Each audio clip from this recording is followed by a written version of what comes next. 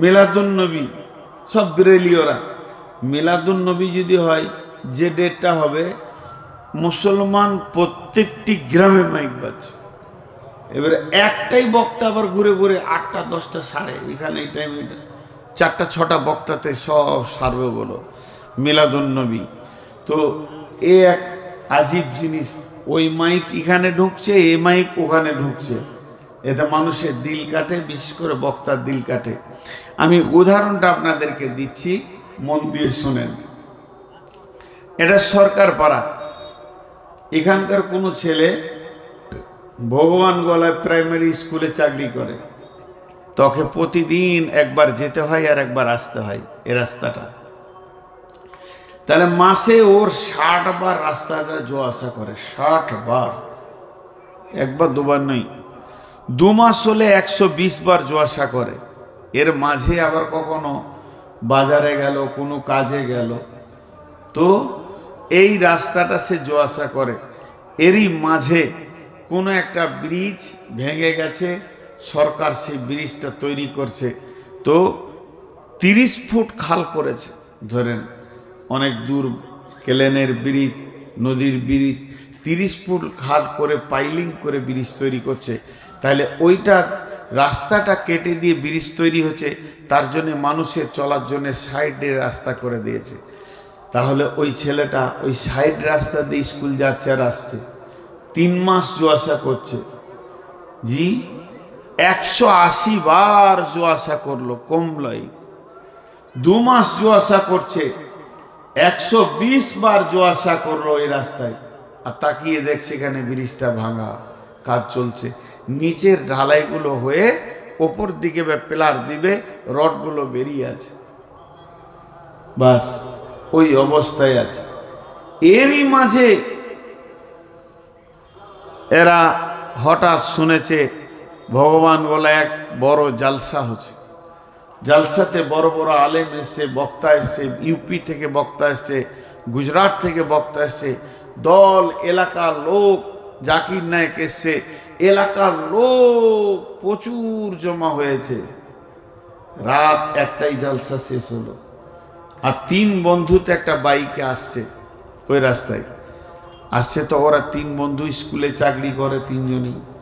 তো গল্প শুরু করেছে, তুই কি করলি, তুই কি করলি, টাকা পয়সা। বলে আমি ভগবান বলাই জায়গা নিয়েছি, ব্যাংকে এত আছে, 2 বিঘে জমি কিনলাম, এই টাকা আছে, ওই আছে। মানে 3 জন এক একজনের বর্ণনা দিচ্ছে, সে চাকরি পর পর কি কি করেছে, কোথা কি আছে, কতটা কি আছে, আর আনন্দের সঙ্গে আসছে। 3 জনের ব্রেন, মন, মস্তিষ্ক এত গভীরভাবে দুনিয়াতে ডুবে গেছে। জমি জায়গা, ঘর বাড়ি, বিল্ডিং, ফ্ল্যাট, বাসা, বহরমপুরে বিল্ডিং নিচ্ছি, একটা ফ্ল্যাটে বয়না দিয়েছি, এই বলতে করতে করতে করতে ওদের মাথা থেকে খালটা উড়ে গেছে। খালটা যা আছে ওটা মাথা থেকে উড়ে গেছে, আর দ্রুত গতিতে চলছে গাড়ি। এবার ঠিক দুপ করে এসে 3 জন একসাথে পড়লো। 3 জন যখন পড়ে গেল, তো রডগুলো এমনভাবে গাঁথা গেছে, গাড়ি একদিকে পড়ে গেছে, একে অপরকে দেখছে, ওইভাবেই মারা গেল। ওদের আর কোনো লাভ হলো না, উদ্ধার করা কাউকে পেল না। আল্লাহ তাবারাক ওয়া তাআলা বলছেন, আলহাকুমুত তাকাসুর, মালের প্রাচুর্য তোমাদেরকে কবরকে ভুলিয়ে দিয়েছে। তোমার ব্যবসা বাণিজ্য, জমি জায়গা, বিবি ছেলে, টাকা পয়সা, দুনিয়ার ঐশ্বর্য তোমাদেরকে আখিরাত ভুলিয়ে দিয়েছে, কবরকে ভুলিয়ে দিয়েছে। তোমরা কবর ভুলে আন্ধের মতো আনন্দে এগুতে রয়েছ। কিন্তু শুনে লাও, হাত্তা সুরতুমুল মাকাবির, তোমরা যখন কবরে যাবে সেই দিন তোমাদের চেতনা হবে, বিবেক খুলবে। কিন্তু কবরকে কতবার দেখেছ তুমি? ওই দিকে চাকরি করতে গিয়ে দিনে 2 বার খালটা দেখলে, তারপরেও ভুলে গেলে। কেননা তুমি মালের প্রাচুর্যের জগতে ডুবে গেছিলে, দেহটাকে ভুলে গেছো। তা ভেবে নাও, আজও তুমি ভেবে নাও, দুনিয়ার আনন্দ তোমাকে কবর ভুলিয়ে দিয়েছে। তুমি কবরকে একবার দেখোনি, জীবনে শুয়ে মনে করো, অঙ্ক করো, কত জানাজা পড়েছো, কতবার কবরে গেছো, কত লোককে তুমি মাটি দিয়েছো তোমার জীবনে, কতবার কবরের পাশ দিয়ে পার হয়েছো। এতবার দেখার পরও তোমার বিবেকে কোনো চেতনা তৈরি হয়নি, তোমার বিবেক তৈরি হয়নি, তুমি পাগলের মতো হয়ে থেকে গেছো। আল্লাহ তাবারাক ওয়া তাআলা বলছেন, হাত্তা যুরতুমুল মাকাবির, যখন তুমি কবরে ঢুকবে সেদিন তোমার চেতনা খুলবে, তবে লাভ কি হবে? কাল্লা সাওফা তা'লামুন সুম্মা কাল্লা সাওফা তা'লামুন, সেই দিন তুমি কবরের আযাব বুঝবে। আবার তোমাকে বলছি, সেই দিন তুমি বুঝবে। কাল্লা লাউ তা'লামুনা ইলমাল ইয়াকিন, সেই দিন তোমার জ্ঞান হবে, ইয়াকিন হবে, জ্ঞানের চক্ষু খুলে যাবে। লা তারাউন্নাল জাহিম, নিজের চোখে সেই দিন জাহান্নামকে দেখবে। সুম্মা লা তারাউন্নাহা আইনাল ইয়াকিন, চোখে যখন জাহান্নাম দেখবে তখন তোমার দৃঢ় বিশ্বাস তৈরি হবে, তবে কোনো লাভ হবে না, কবর থেকে ফিরে আসা যাবে না, আর তোমার নেকি করার ক্ষমতা থাকবে না। জ্ঞান যতই খুলে যাক, যতই ইয়াকিন বেড়ে যাক, আমার রব বলছে তোমার আর কোনো লাভ হবে না।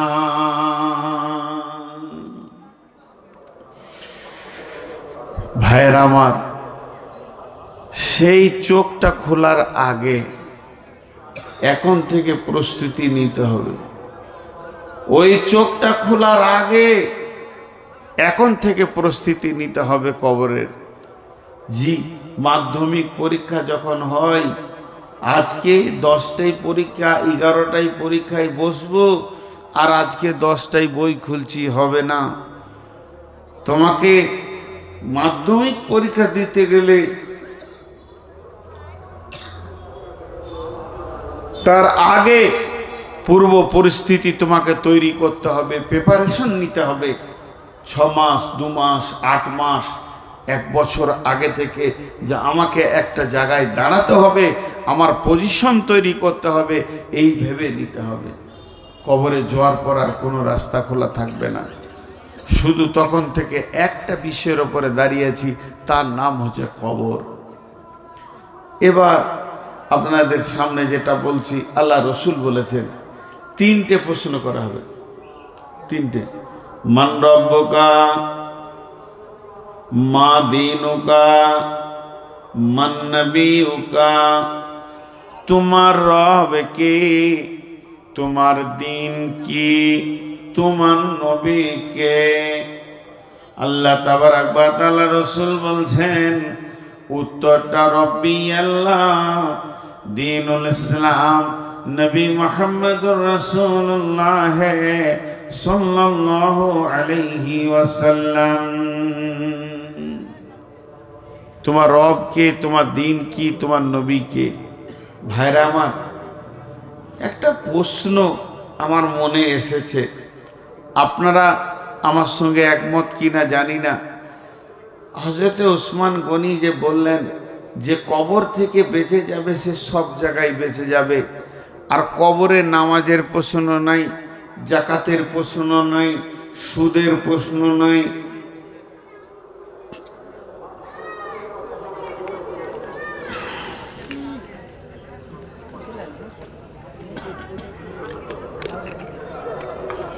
সুদের প্রশ্ন নাই, পর্দার প্রশ্ন নাই, কোনো প্রশ্ন নেই।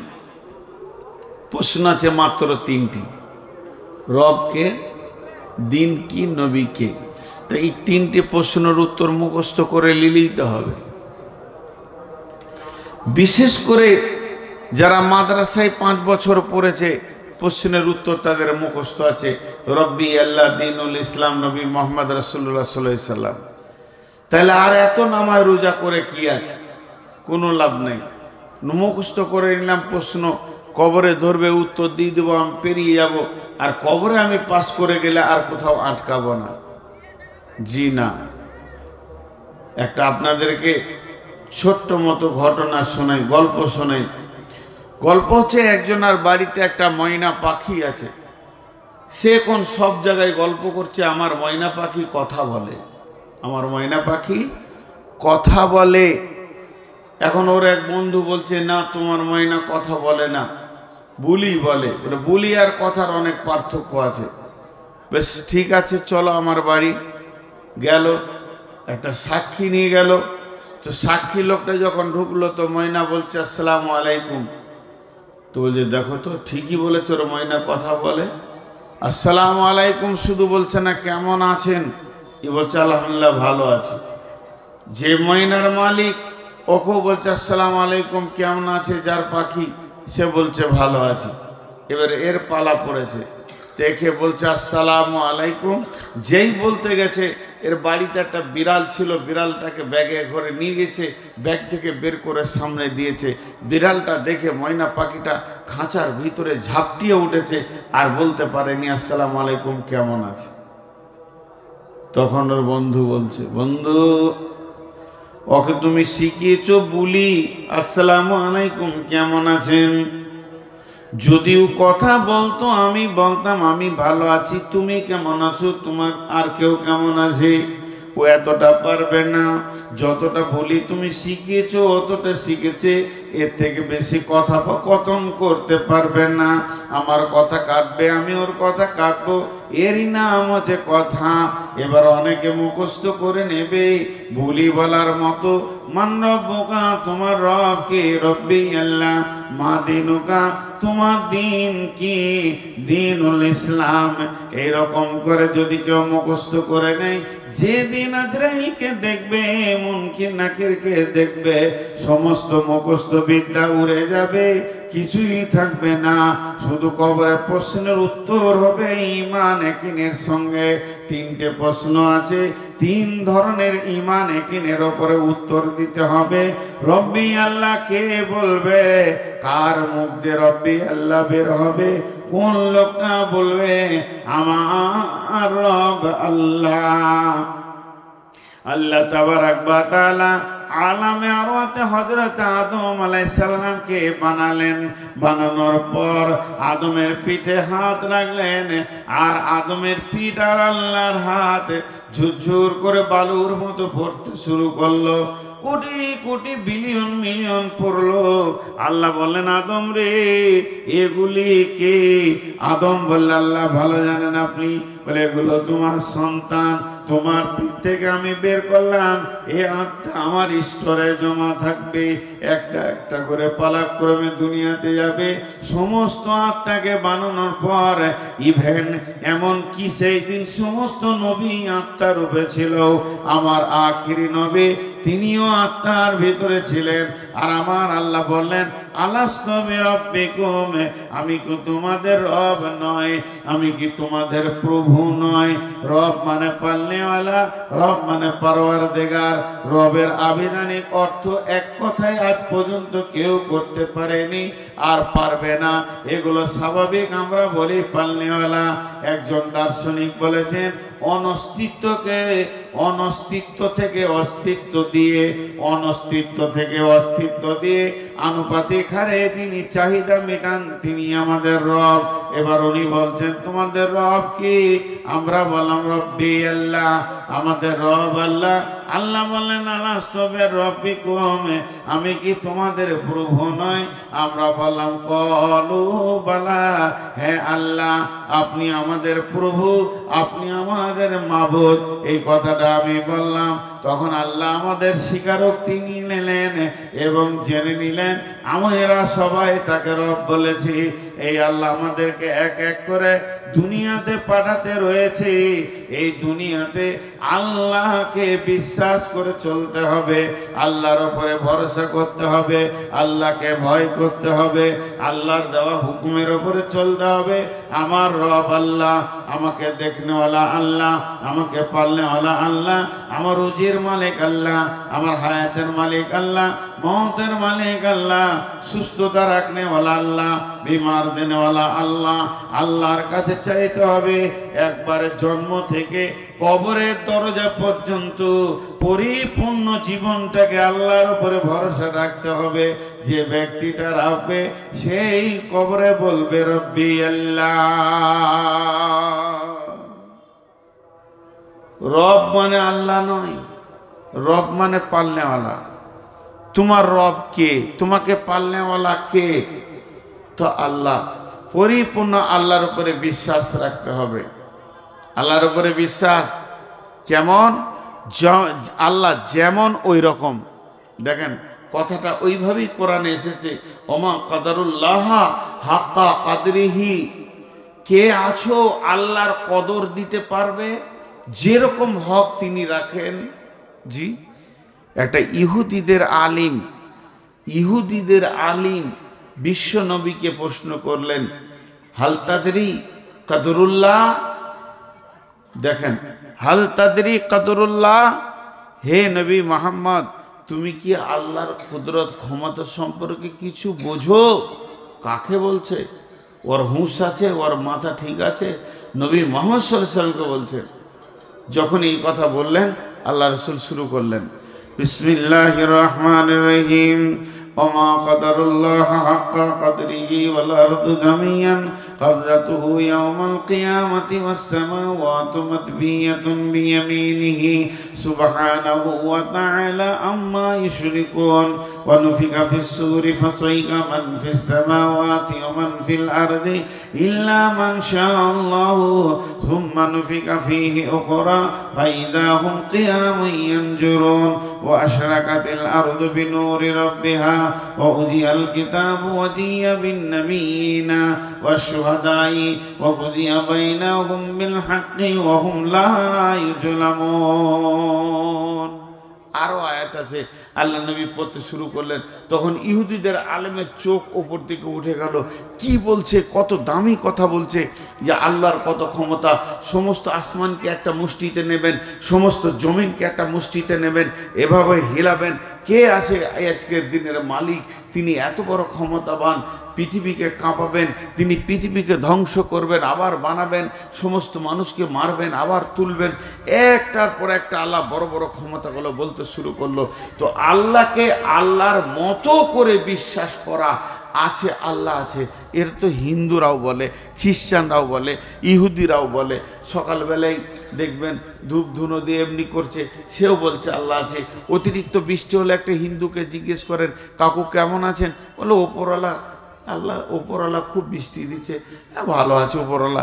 এই ওপরওয়ালা আল্লাহ আছে এটা পৃথিবীর 100তে 100 মানুষ বিশ্বাস করে, কিন্তু আল্লাহকে আল্লাহর মতো করে ইমানের তাগিদে কজন দেখে, ইমানের নজরে কজন দেখে? একটা বিধর্মীর দোকানে যান, সকালবেলায় 10 টাকা ধার নেবেন, এখন 7 হয়নি, বইনি হয়নি।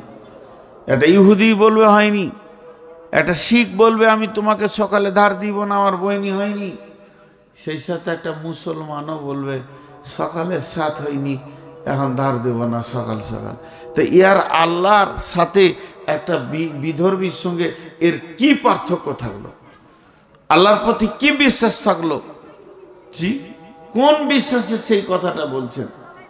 আল্লাহকে চিনেন, আল্লাহ পরিচয় দিচ্ছেন, ফাযকুরুনি আযকুরুকুম ওয়াশকুরুলি ওয়ালা তাকফুরুন। মন দিয়ে শুনেন, 4টা কথা বলেন আল্লাহ। ফাযকুরুনি, তোমরা আমার জিকির করো, স্মরণ করো, আমার দিকে ধ্যানমগ্ন দাও। এক আল্লাহকে যেমন মানতে হয় ওই রকম মানো, অনুপরিমাণ তুমি কম করবে না। আল্লাহকে আল্লাহর মতো করে মানবে। অশকুরুনি, আযকুরুকুম, তুমি যদি আমাকে ডাকো আমিও তোমাকে ডাকব, আমি আল্লাহ তোমাকে স্মরণ করব। অশকুরলি, আর তুমি শুকর করো, তোমাকে যে অবস্থায় রেখেছি, তোমাকে যেমন মাল দিয়েছি, তোমার গঠন যেমন বানিয়েছি, ল্যাংড়া খোঁড়া কানা বানিয়েছি, গরিব বানিয়েছি, তুমি এটা শুকর করে লাও। ওয়ালা তাকফুরুন, আমার বিরুদ্ধে মুখ খুলিও না।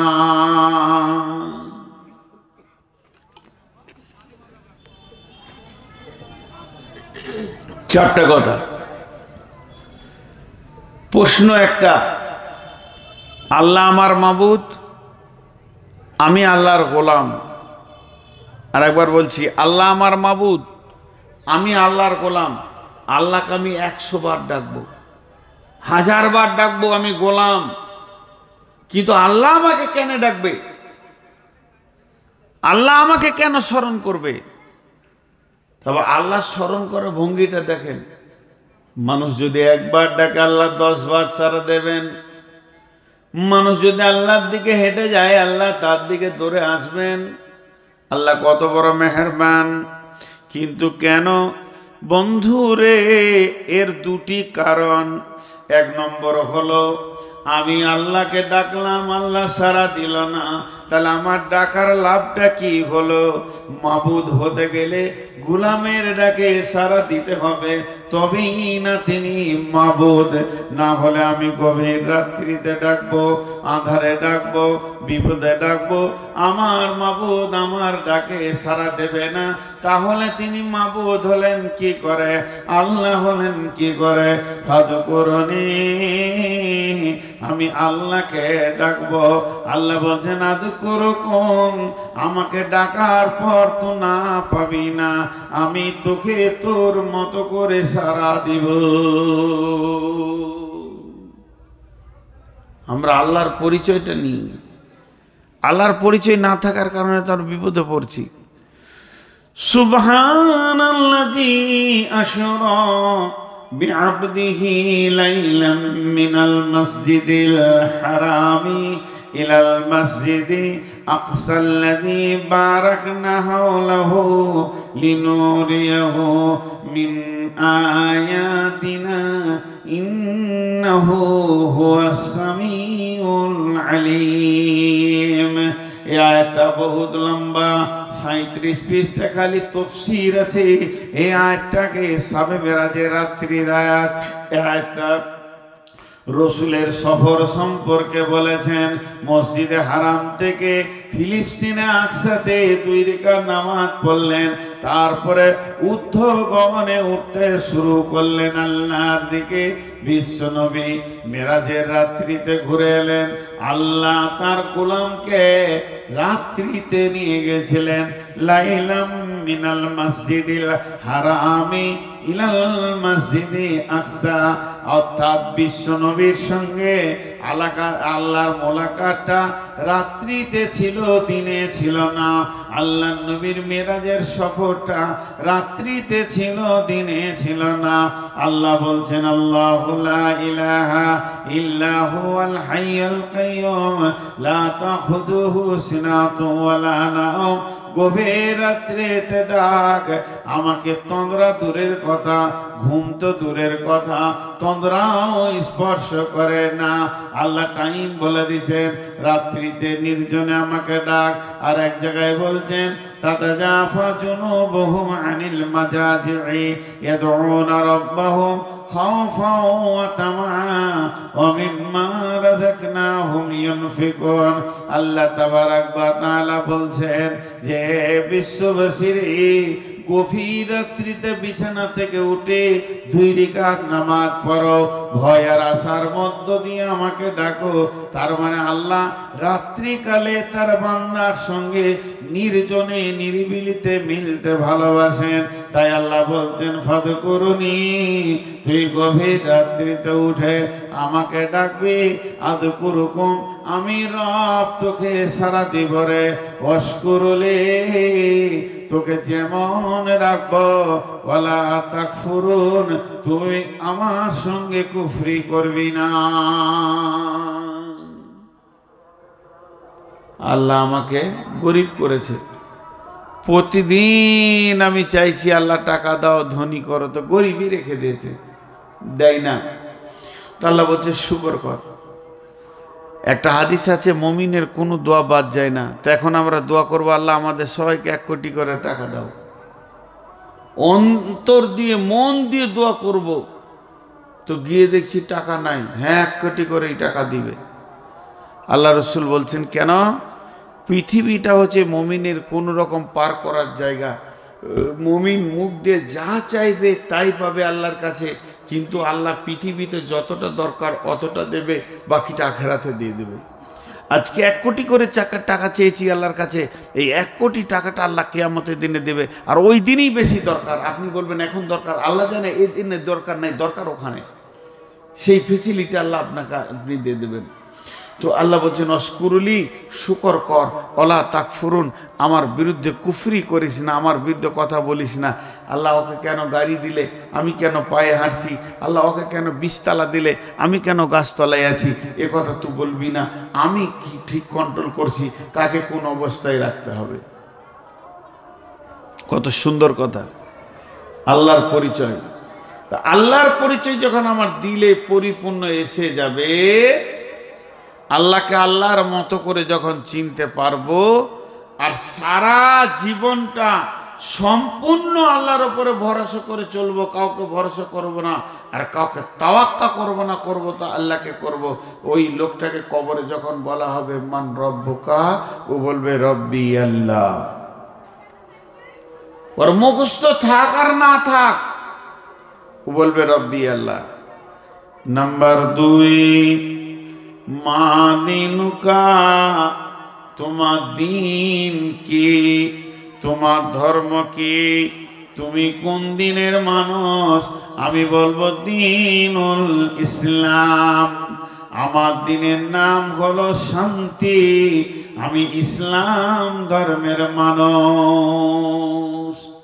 হাজার মুখস্থ করেন, প্রতিদিন মুখস্থ করেন, প্রতিদিন 500 বার করে বলেন, কবরে মনে থাকবে না, কিন্তু ওই লোকের মনে থাকবে যে দিন ইসলামকে নিজের দিন বা ধর্ম বলে মনে করে নিয়েছে। ইসলামের প্রত্যেকটি আইন, ইসলামের প্রত্যেকটি কানুন, ইসলামের প্রত্যেকটি নিয়মকে ফলো করে করে চলেছে, ইসলামের বাইরে পা রাখেনি। ওই লোকটা বলবে আমার ধর্মের নাম হলো ইসলাম। জি, একটা উদাহরণ দিই, ছোট করে বলবো, বেশি লম্বা বলবো না। 2টা ছেলে মেয়ে অবৈধ সম্পর্ক হয়ে গেছে, কলেজে পড়তে পড়তে তাদের প্রেম ভালোবাসা হয়ে গেছে, 2 জন 2 জনকে বিয়ে করবে, কিন্তু 2 ফ্যামিলি মেনে নেয় না। 2 জন 2 জনকে বিয়ে করবে, কিন্তু 2 ফ্যামিলি মেনে নিচ্ছে না, না ছেলের ফ্যামিলি না মেয়ের ফ্যামিলি। তখন 2 জন ঠিক করলো আমরা চলে যাব। এবার ওরা কলেজ থেকে হারিয়ে গেল, ফোন করে ছেলের বাপ দেখছে মেয়ে নাই, তাহলে আমার ছেলেই নিয়ে গেছে। মেয়ের বাপ দেখছে ছেলেটাও নাই, তাহলে নিয়ে গেছে। 2 ফ্যামিলি আগুনের মতো রেগে আছে। মেয়ের বাপ বলছে আসুক, ওকে কেটে নদীতে পুঁতে দেব। ছেলের বাপ বলছে আসুক, ওকে কেটে নদীতে ভাসিয়ে দেব। আমার ছেলের দরকার নাই, অমন ছেলের দরকার নাই। যেমন মাথা গরম করতে হয় ওই রকম গরম করে আছে। 1 দিন গেল, 2 দিন গেল, এই করতে করতে 1 মাস গেল, 2 মাস গেল, 3 মাস গেল, 6 মাস গেল।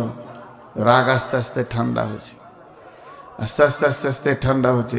মেয়ে গোপনে গোপনে তার মাকে ফোন করে, ছেলে গোপনে গোপনে মাকে ফোন করে, মা সব জিনিসকে আগলে লেয়, কোলে তুলে লেয়। করতে করতে 1 বছর চলে গেল। তখন ছেলের মামাকে ডাকলো, মেয়ে ওর মামাকে মেয়ের মা ওর ভাইকে ডাকলো, ছেলের মা ওর ভাইকে ডাকলো। মামারা একটু সাহায্য করে, কোনো রকম তাদেরকে বুঝিয়ে পারিয়ে নিয়ে এসে ফ্যামিলিতে ভরে দিলে। ছেলের বাপ রাগ ছিল প্রথম প্রথম, ঠান্ডা এখন। ছেলের বাপ ঠান্ডা, মেয়ের বাপও ঠান্ডা, 2 জন চলে এসছে, সংসার চলছে।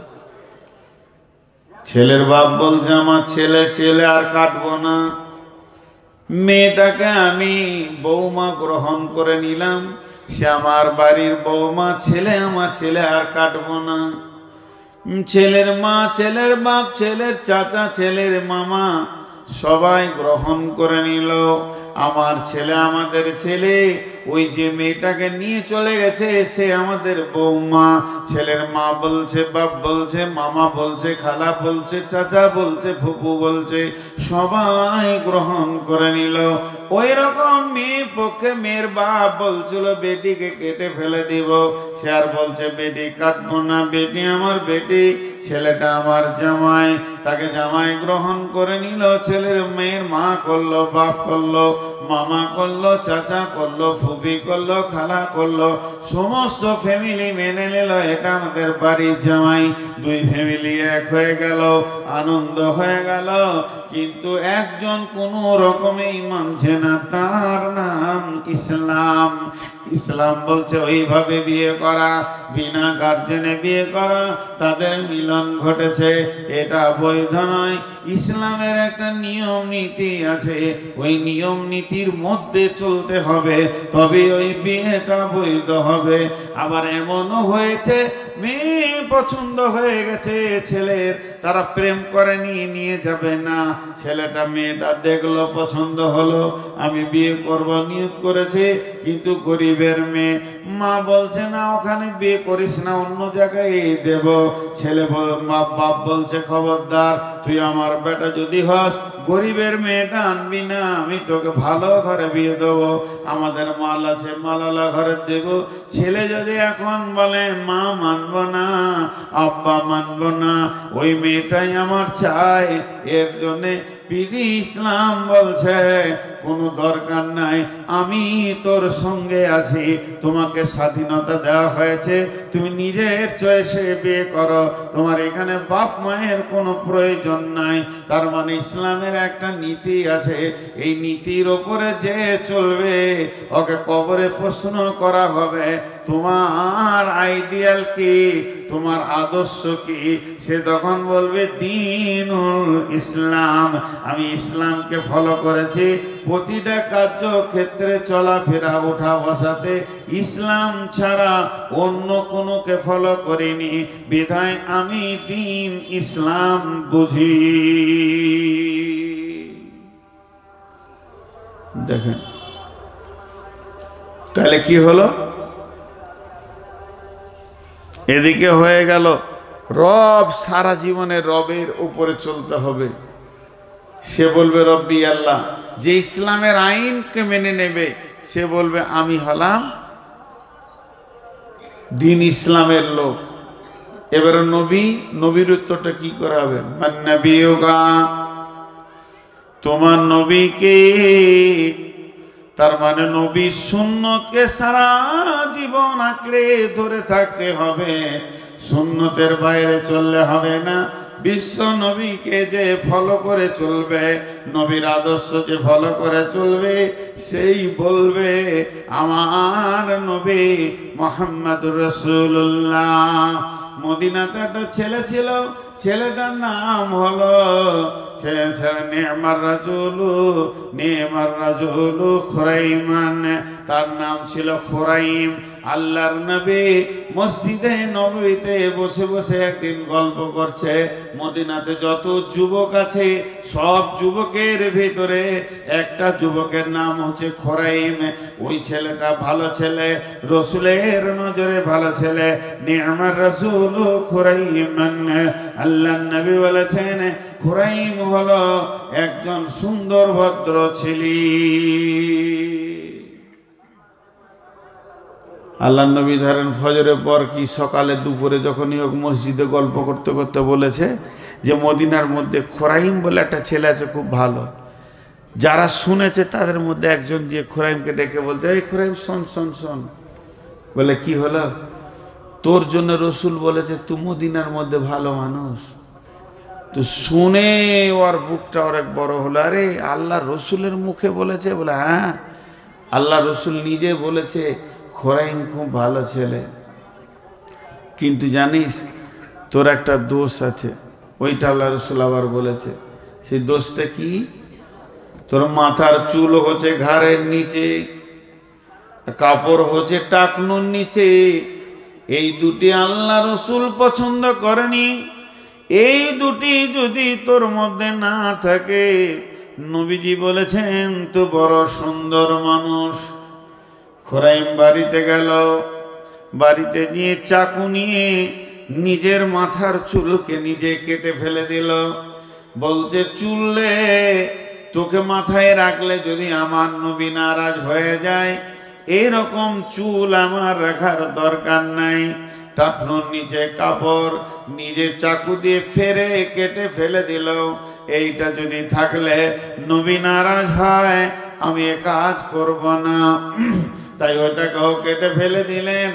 বন্ধুরে, তার লক্ষ্য ছিল আমার উপরে আমার রসুল রাজি হয়ে যাক। আজকে বলেন আল্লাহ তাবারাক ওয়া তাআলা যারা টাকনুর নিচে কাপড় পরে তাদের দিকে কিয়ামতের দিন তাকাবেও না, কথাও বলবেন না। আল্লাহ তাদের দিকে তাকাবেন না, কথা বলবে না। আজকে মুসলমান আমাদের কোনো তাওয়াক্কা নাই। আল্লাহ তাকালে বা কি, না তাকালে বা কি, আল্লাহ কথা বললেই বা কি, না বললেই বা কি। আমার টাকনুর নিচে কাপড় আছে, থাকবে। দুনিয়া আমাকে চেয়ে নিতে হবে। এখনকার আবার চুলের কাটিং এত কাজ বাজে এসে গেছে, চারিদিক ছোট চুল, মাথার মধ্যখানে ভরা। এটা কোন রকম কোন নবীর সুন্নত নয়। বিশ্বনবী এটা মানেননি। বিশ্বনবীর চুল সব জায়গায় সমান থাকবে, লিম্মা চুম্মা আফরা, তিনটে চুলের কথা আল্লাহ রসুল বলেছেন। কিন্তু আমাদের ভিতরে ওগুলো কিছুই নাই। এগুলো কার কাছ থেকে এলো, কার চিহ্ন আছে? বিশ্বনবী এগুলো আজকে যদি থাকতেন এই চুল পছন্দ করতেন না। কিন্তু যুবকরা মনে মনে করছে রসুল করলে বাকি, না করলে বাকি, আমার মাস্তানি থাকতে হবে। তবে জেনে নেন, যদি ওটাই আপনার নিয়ম হয়, কবরে আপনার মুখ দিয়ে বের হবে না আমার নবী মুহাম্মদ।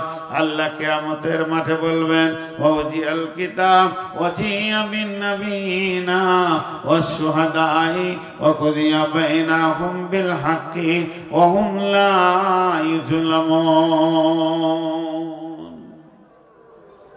জি, নিয়ে এসো, নবীকে সাথে নিয়ে এসো। আল্লাহ বলবে নবীকে সাথে নিয়ে এসো। জি, যার রসুলের সুন্নত আছে সে আল্লাহর সামনে দাঁড়িয়ে বলবে, আল্লাহ দেখেন আপনার নবী আমার কাছে আছে। যে মেয়েরা ডান হাতে পানি পান করেছে, বাঁ হাতে পান করেনি, রসুলের সুন্নতকে ফলো করে করে চলেছে, তারা বলবে আমরা একটা মিনিটও নয়, একটা সেকেন্ডও নয়, ইয়া রাসূলুল্লাহ আপনাকে ফলো করে চলেছি। আজকে আমাদের না খাওয়াতে রসুল আছে, না পেশাবে রসুল আছে, না পায়খানাতে রসুল আছে। পায়খানা রসুলের মতো বসি না, পেশাবে রসুলের মতো করি না, খাওয়া রসুলের মতো করি না, না শোয়াতে রসুল আছে, না সফরে রসুল আছে। কোনো কাজে একটা বিয়ে ঘরে চলেন, দেখেন কতবার রসুলকে অপমান করা হচ্ছে।